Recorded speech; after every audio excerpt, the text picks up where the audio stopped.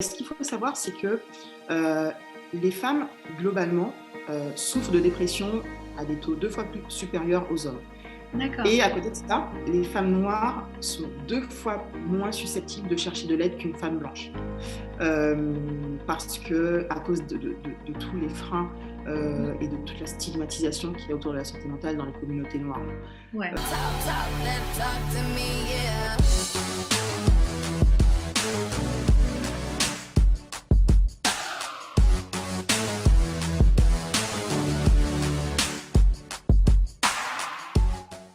Oh hey, how you doing? Comment ça va? Bienvenue au Woman Talk That Talk, discussion entre femmes. Une émission qui aborde des sujets de femmes avec des femmes, tout simplement parce que nous avons des choses à dire.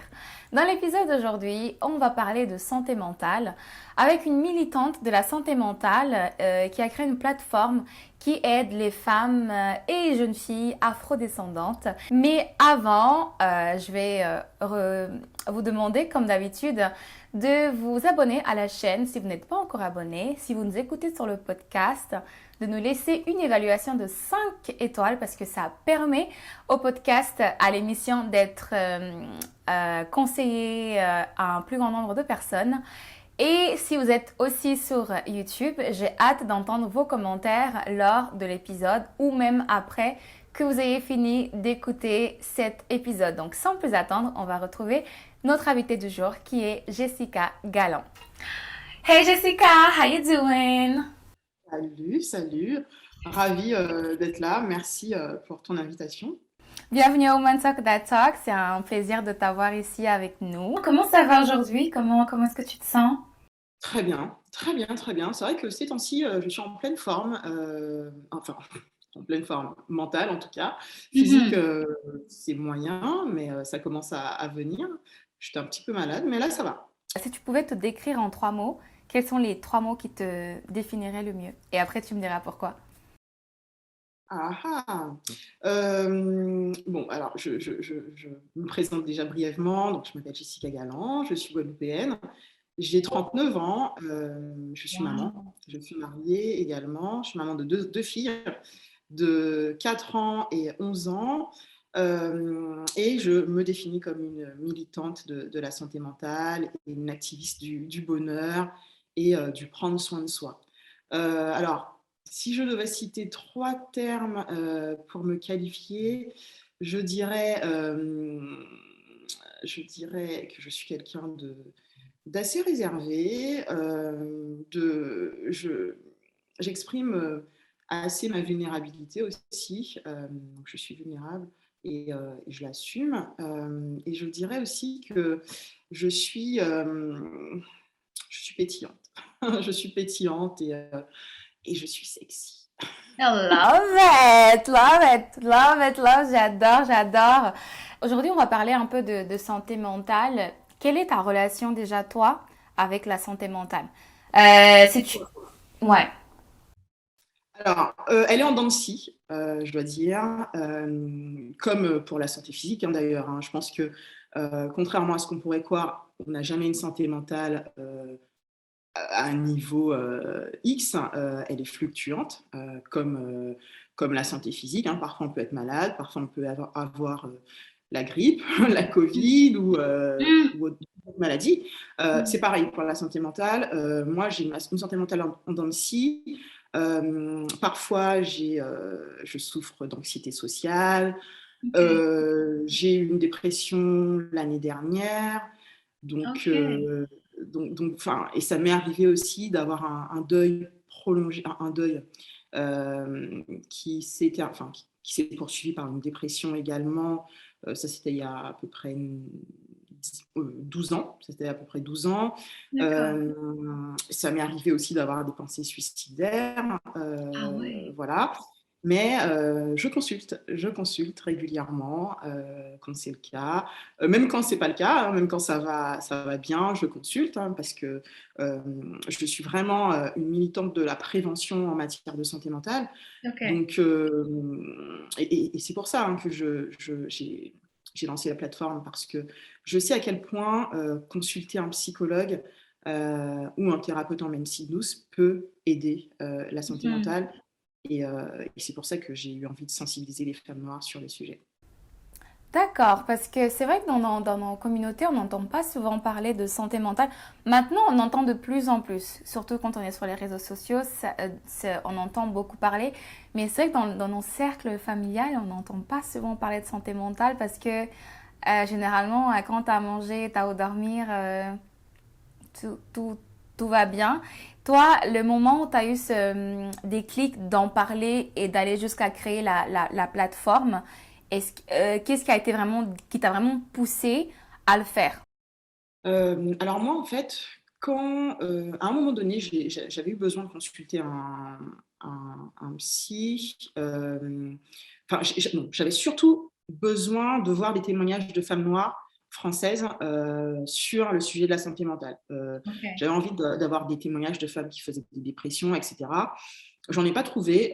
Et au début, ça a commencé par un blog. C'est-à-dire que j'ai ouvert un blog qui Ok. s'appelait Thérapie pour Afrodescendantes, sur lequel j'ai parlé de mon expérience avec la thérapie. Parce que je trouvais vraiment que ça manquait en France, des témoignages de femmes noires aux prises avec la dépression, avec l'anxiété, avec des choses, avec des pathologies de ce type-là, bipolaire, etc.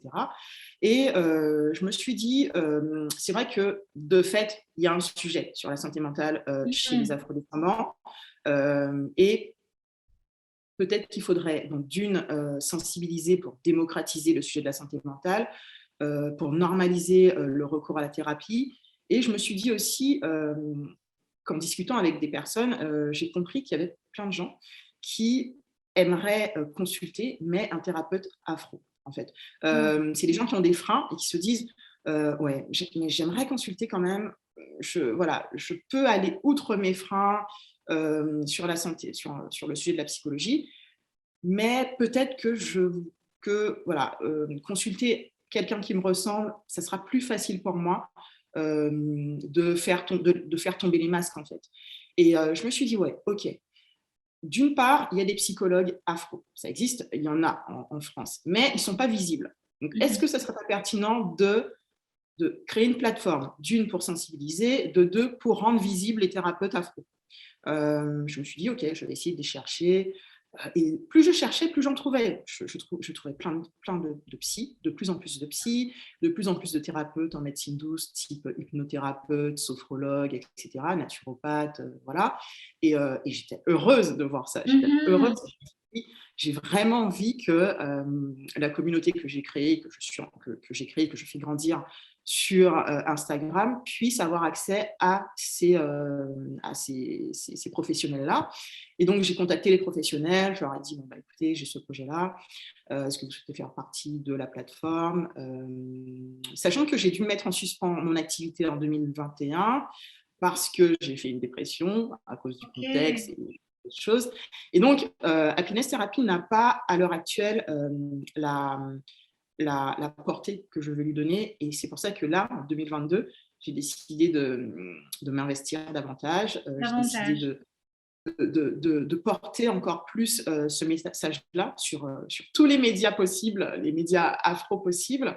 D'accord. Euh, et voilà, en fait, c'est vraiment la mission que je me suis donnée pour 2022.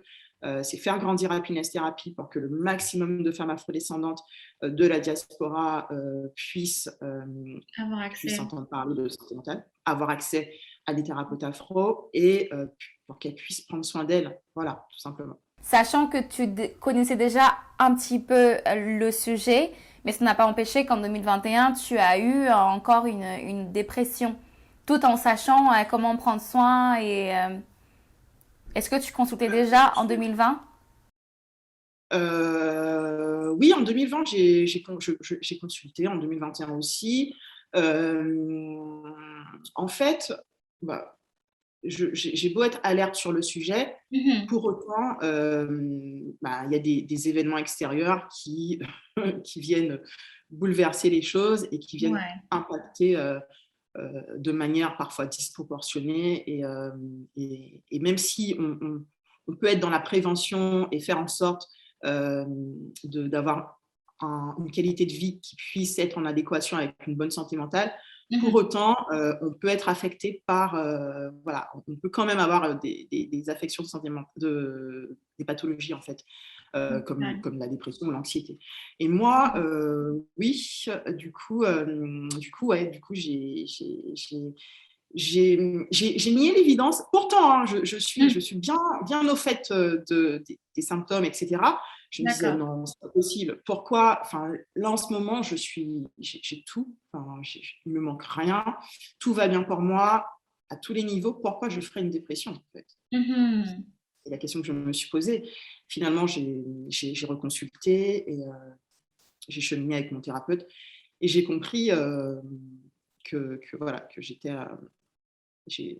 en proie à des choses dont je n'avais pas conscience, mais j'avais une lutte intérieure et il fallait absolument que j'arrête certaines relations, en tout cas avec certaines personnes, pour Ok. pouvoir me défaire de ces luttes. Oh wow, donc c'était vraiment lié à ton entourage aussi. Bah oui, l'entourage a un impact important. C'est pour ça que c'est vrai que c'est important de choisir les personnes avec lesquelles on chemine en fait. Et j'avais beau le savoir, mais parfois, quand on chemine depuis des années avec des personnes, c'est difficile de couper les liens. C'est vrai. Voilà. Et quels ont été les symptômes? Parce que c'est différent à tout un chacun. Pour toi, quels ont été les symptômes qui t'ont fait dire, là, ça va pas. Ma santé, je sens que ça va pas. Parce que nous, les femmes, on a cette habitude, I'm gonna be fine. Ça va aller. J'ai plus grave à faire, j'ai plus urgent à faire, j'ai plus important à faire. Et donc, du coup, tu ne vois pas jusqu'à ce que tu aies un burn-out ou ne peux plus te lever le matin quand tu vas, quand tu vas aller travailler. Toi, qu'est-ce que ça a été, en fait, les symptômes? Quels ont été les symptômes? Donc déjà, à la base, je suis une lève-tôt. Je suis une lève-tôt et je me lève à 4h30, 5h pour faire des choses qui me tiennent à cœur. Et en fait, à un moment donné, je n'arrivais plus à me lever. J'arrivais plus. Mhm. Je me disais, mais Jess, lève-toi et tout. J'étais réveillée, je n'arrivais plus à me lever de mon lit. Et je me dis, mais c'est bizarre parce que tu as des choses à faire, des choses que tu aimes faire, voilà, lire, faire un petit peu de méditation, rester tranquille et tout ça, écouter de la musique tranquillement dans ma salle personnelle et tout. Mhm. Je me dis, et ensuite travailler sur Happiness Therapy avant de commencer mon job en fait dans les assurances. Et j'arrivais plus à faire ça, à me lever pour faire ça en fait. Et j'arrivais plus Happiness Therapy n'avait plus de sens pour moi. Alors que Waouh. c'est précisément pour Pour donner cette du sens. raison. Voilà, c'est précisément parce que j'avais plus de sens dans mon activité en assurance que j'ai créé aussi Happiness Therapy. C'était pour donner du sens à ma vie professionnelle. Et ça n'avait plus de sens pour moi. J'avais plus envie. J'avais plus envie d'aller sur Instagram. J'avais plus envie de voir Happiness, rien que de parler d'Happiness Therapy. Wow, ça me stressait. En fait. Ça me stressait. Incroyable. Je n'arrivais plus à lire mes mails, je n'arrivais plus à aller sur le site. J'ai arrêté d'aller sur le site pendant plusieurs mois. Waouh. Euh, je ne savais même plus à quoi ressemblait le site. Et voilà, j'avais plus envie de rien. J'avais plus envie de sortir, j'avais plus envie de. Ça m'arrivait de pleurer pour rien en apparence en tout cas. J'avais plus envie de jouer spécialement avec mes enfants et ils n'arrêtaient pas de me dire maman mais viens jouer avec nous tout à l'heure et le lendemain ils me disaient maman tu as dit que tu allais jouer avec nous, tu n'as toujours pas joué avec nous. Oui d'accord, tout à l'heure. Et pendant des jours et des jours ils sont là mais maman tu fais rien avec nous, tu fais rien avec nous. Je me suis dit bon allez il faut que je fasse quelque chose. Je vais retourner voir ma thérapeute parce que là ça va pas en fait, ça va pas. Et mon mari me disait ouais, là, effectivement, ça ne va pas. Je me dis, je ne sais pas qu'est-ce qui se passe, mais effectivement, il faut que tu ailles voir ton psy. Et Quelqu'un. je suis D'accord. Et après, une fois que tu échanges avec lui, tu notes vraiment un changement, ça commence à aller. Parce qu'en fait, beaucoup se demandent la thérapie, est-ce que c'est essentiel? Je sais que tu n'es pas thérapeute ou psychologue, mais de ton expérience de patiente, c'est vraiment le fait de parler, de poser les mots sur ce que tu ressens, c'est ce qui t'aide en fait à te soigner. Alors, déjà, enfin, ce qu'il faut savoir, c'est que quand tu commences à aller en thérapie, tu ne vas pas bien tout de suite, hein. C'est pas la Mmh. première séance, voilà, c'est pas à la première séance que tu vas aller bien, ni à la deuxième, ni forcément à la troisième. OK. Voilà, c'est différent pour chacun. Mais moi, mes premières séances, quand je suis retournée, eh ben, j'ai pas arrêté de pleurer. Pendant toute la séance, mon thérapeute me donnait des mouchoirs, je déversais mes émotions, toutes les émotions que j'avais retenues, jusqu'alors, en fait. Donc ça m'a servi au début à ça, à déverser mes émotions et à comprendre qu'est-ce que j'avais comme émotion, pourquoi Mmh. j'avais ces émotions-là. Voilà, qu'est-ce qui résonnait en moi pour me rendre triste ainsi, ou pour me rendre en colère, ou voilà, qu'est-ce qui se passait. Voilà, l'idée c'était de déjà mettre des mots sur ce qui se passait en moi et potentiellement qu'est-ce qui était à l'origine de ces sentiments-là, en fait. Et à force de discuter avec mon thérapeute, parce que ce qui est bien, il faut savoir que le thérapeute, il ne trouve pas les réponses pour toi. C'est toi OK. qui trouves les réponses. Il n'est pas en train de te dire, bah oui, Jessica, la réponse, c'est ça, en fait. Il te Mmh. dit, d'après toi, pourquoi est-ce que, voilà, explique-moi comment ça se fait que, pourquoi tu as eu cette réaction, qu'est-ce qui te fait pleurer là. Du coup, en fait, elle te pose des questions qui te poussent à cheminer et à aller chercher au fond de toi les réponses. Parce que les réponses, elles sont en toi. Elles ne sont pas chez le thérapeute ou chez ton conjoint. Ou, voilà. Mmh. Les réponses, tu peux les trouver qu'en toi. Et c'est qu'en faisant un travail intérieur que tu peux réussir à les faire sortir, ces Ouais. réponses-là. Et ça permet aussi de mieux se connaître, une thérapie. C'est d'ailleurs fait pour ça, avant tout. Parce que plus on se connaît, plus aussi on apprend à s'aimer. Parce Mmh. que l'estime de soi, je pense que c'est primordial pour affronter les aléas de la vie. Plus on a une estime de soi haute, plus on a confiance en ses capacités, en ses aptitudes, plus on se fait confiance et plus on a du coup les, la, je veux dire, les ressources pour faire face, en fait, pour faire face à l'adversité, aux aléas de la vie, au stress de la vie courante, aux problèmes qu'on peut rencontrer couramment dans la vie, en fait, hein. Mmh. Vraiment intéressant, merci de partager tout ça. C'est quelque chose aussi qui est intime à toi, que tu vis. Mais le fait que tu aies une plateforme, j'imagine que tu es amené à le partager pour que les femmes qui te suivent se sentent en confiance. D'ailleurs, j'ai une question. Pourquoi l'avoir réservé à la communauté afrodescendante, des femmes afrodescendantes? Pour plusieurs raisons. Déjà parce Mmh. qu'il y avait un manque de représentation chez la femme noire en France. Parce que aussi, ouais, ce qu'il faut savoir, c'est que euh, les femmes, globalement, souffrent de dépression à des taux 2 fois plus supérieurs aux hommes. D'accord. Et à côté de ça, les femmes noires sont 2 fois moins susceptibles de chercher de l'aide qu'une femme blanche. Parce que à cause de tous les freins Mmh. et de toute la stigmatisation qu'il y a autour de la santé mentale dans les communautés noires. Ouais. Ensuite, il y a une méconnaissance des symptômes, hein, tout simplement. Il y a beaucoup de gens qui ne savent pas c'est quoi avoir une bonne santé mentale. Euh, pour les gens, globalement, la santé mentale n'est pas palpable. La santé mentale, c'est quelque chose Ouais. d'abstrait.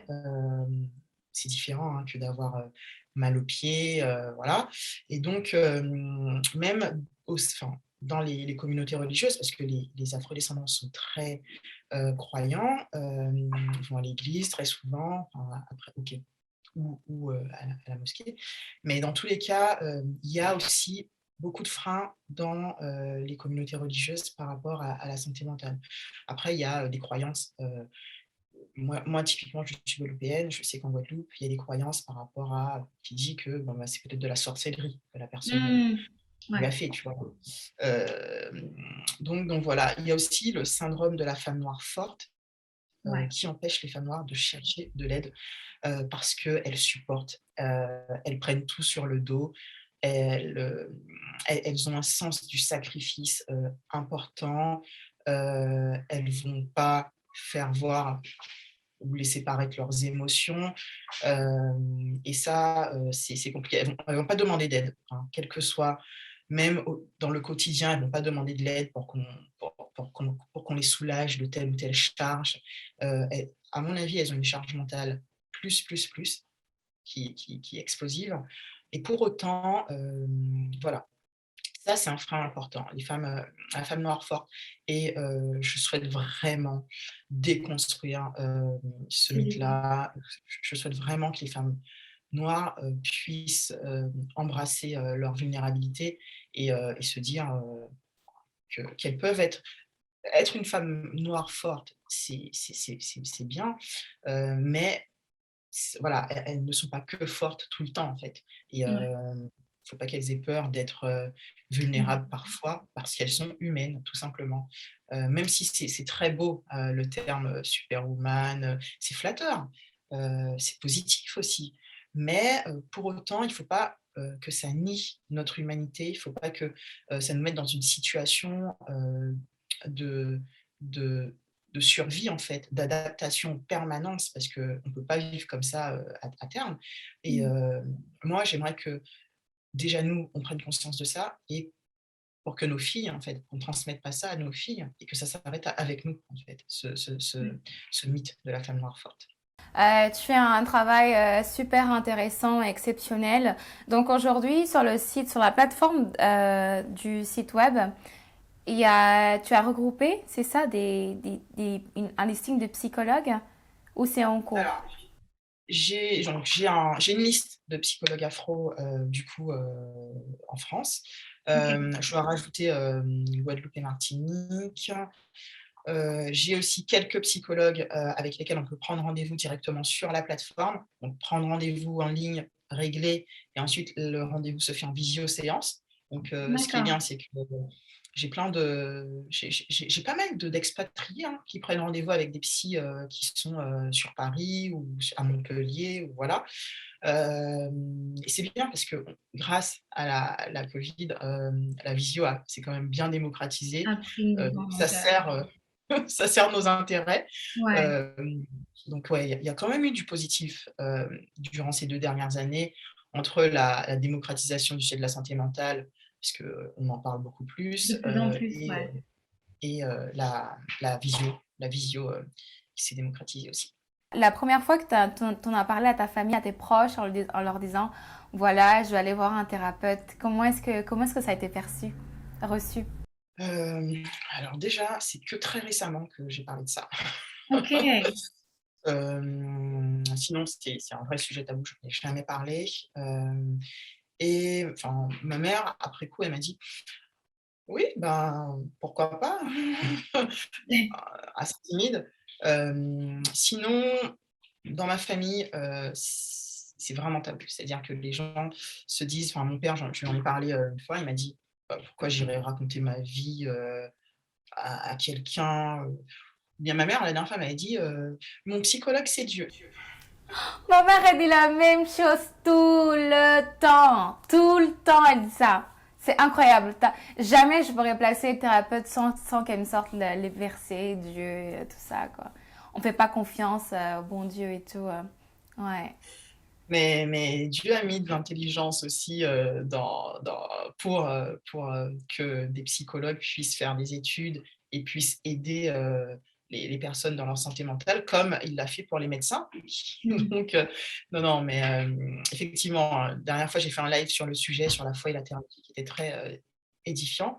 Et je pense qu'on en fera de plus en plus, parce que c'est important que les Ouais, personnes comme nos mamans puissent aller vers un processus de déconstruction par déconstruction. rapport à ça. Ouais. Non, c'est super intéressant. Elle arrive à la fin de l'interview, mais je voulais te demander, toi, en tant que quelqu'un qui s'intéresse sur le sujet, qui a cette plateforme qui grandit de jour en jour, avec ta volonté d'impacter un plus grand nombre de personnes en 2022 et les années à venir, quels seraient tes conseils, en fait, aux femmes qui, qui voudraient prendre soin de leur santé mentale et qui n'ont aucune idée d'où se retourner, d'où regarder, de qui se faire aider, comment commencer à faire le premier pas? Qu'est-ce que tu leur dirais un petit peu? Je leur dirais déjà, venez sur la plateforme Happiness Therapy. Je pense donner de plus en plus de conseils pour prendre soin de soi, de sa santé mentale. Non, mais blague à part, c'est il y a un tas de petites choses à faire pour prendre soin de sa santé mentale. Déjà, dormir, dormir, se reposer, hein, tant physiquement que mentalement, se reposer, faire en sorte de de de de d'abaisser sa charge mentale en mettant en place des choses, des astuces, en ayant des outils qui nous permettent de nous organiser, par exemple. Ne serait-ce que ça, l'organisation, le fait de déléguer aussi au sein de sa famille pour être moins fatigué physiquement et de surcroît mentalement, puisque parfois, voilà, c'est lié. Euh, Essayer de donner plus d'espace à ses émotions, à ses sentiments, les laisser, les accueillir en fait, les laisser venir, essayer de les identifier, savoir wow, comment tu te sens, c'est-à-dire s'écouter en fait, s'écouter. Dire, bon, allez Jessica, pourquoi tu es comme ça? Qu'est-ce qui se passe en toi là? Tu as envie de pleurer? Ben, pleure un bon coup. Se questionner un petit peu, savoir pourquoi on pleure, mais accueillir tous ces sentiments, toutes ces émotions positives ou négatives, sans se juger. Voilà. Essayer aussi de faire attention à son cercle d'amis, aux gens qui cheminent autour de nous. Moi, je dis boire de l'eau. Boire de l'eau, c'est tout bête, mais boire suffisamment d'eau, s'hydrater, c'est aussi prendre soin de soi, s'honorer en communiquant ses limites, en mettant des limites avec des personnes, que ce soit au travail, dans sa vie de famille. C'est important. Moi, je ne savais pas faire ça. J'ai appris à le faire. Et ça change tout, en fait. Ça change tout. Au début, les gens ils sont un peu étonnés. Après, ils s'habituent. Et voilà, sans se justifier, mettre des limites, sans se justifier, dire non, apprendre à dire non. Ne pas tout le temps dire oui et se trouver dans des situations inconfortables parce qu'on a dit oui pour faire plaisir, mais qu'en fait, ça ne nous convient pas du tout de faire ça. Ça nous met même dans la merde. Excusez-moi le mot. Parfois, mais parfois on a envie de faire plaisir et puis on y va quand même. Voilà, c'est les choses que je pourrais dire et contacter un thérapeute en cas de besoin, mais aussi quand tout va bien, faire un petit check-up, se dire: «Allez, là, on est en début d'année, je vais faire un petit check-up, pour ma santé mentale chez un psychologue que j'aurais soigneusement choisi», comme on ferait un check-up chez son gynéco, un check-up global, en fait. Sur cette belle note, ces belles paroles, on va terminer cet épisode. Merci beaucoup Jessica, ça a été un plaisir de discuter avec toi. Merci pour ce que tu fais, merci pour la plateforme, merci pour l'aide que tu apportes aux femmes de la communauté afrodescendante, femmes et jeunes filles aussi, qui vont devenir femmes bientôt. Abonnez-vous parce que si tu es arrivé jusqu'ici, c'est parce que tu as forcément aimé la discussion. Donc abonne-toi, n'oublie pas de laisser en commentaire quelle est ton approche à toi avec la santé mentale et qu'est-ce que tu as retenu de cette discussion avec Jessica. Moi, je vous retrouve dans le prochain épisode. D'ici là, prenez bien soin de vous et n'oubliez pas, Woman Talk, That Talk. Salut!